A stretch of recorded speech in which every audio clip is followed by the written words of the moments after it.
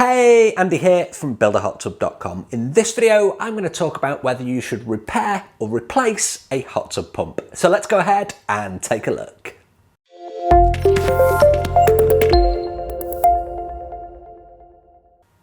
Okay, so should you repair or replace a hot tub pump? Now, this is a question that I get asked almost on a weekly basis by customers that are calling in with their hot tub pump problems. I'll be totally honest from the outset here, there isn't a definitive answer, but hopefully by the end of this video, you'll be able to make the decision whether you should repair or replace that hot tub pump.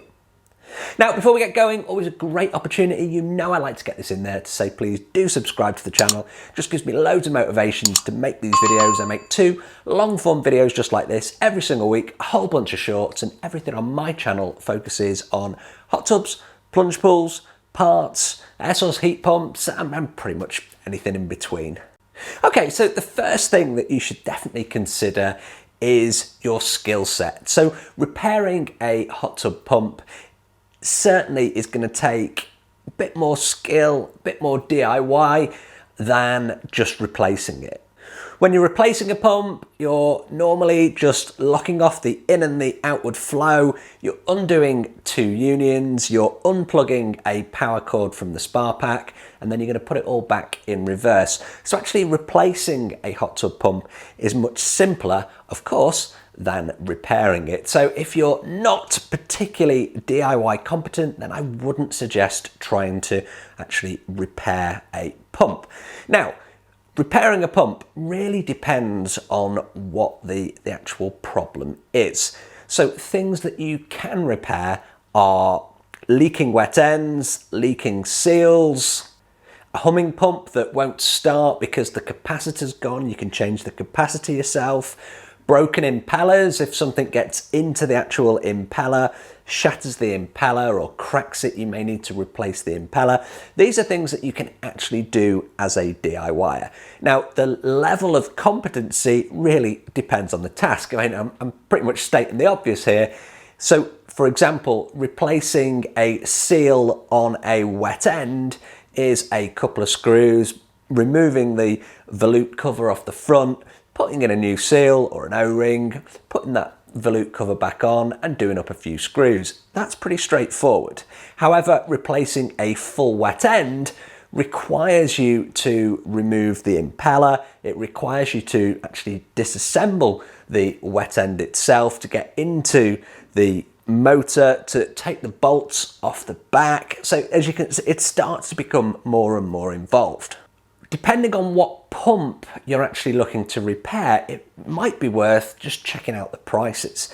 The reason that I say that is, pumps are coming down in price.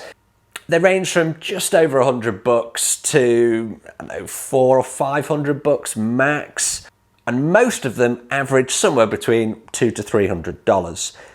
If, for example, you're going to replace a wet end, that's going to cost you around about, on average, $100 anyway. So you've then got to factor in the time that's involved and how much is your time worth to you, the skill set, all of this.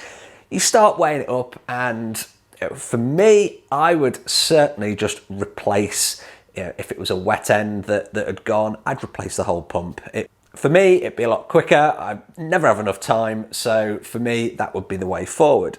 So in summary of this section, whether you should replace or repair really comes down to what the problem is, how much it's going to cost, your own skill set, and of course the time you have available. So when should you definitely replace the pump? Well, if your pump is tripping your breaker, normally that means that water's got into the coil has started to break down.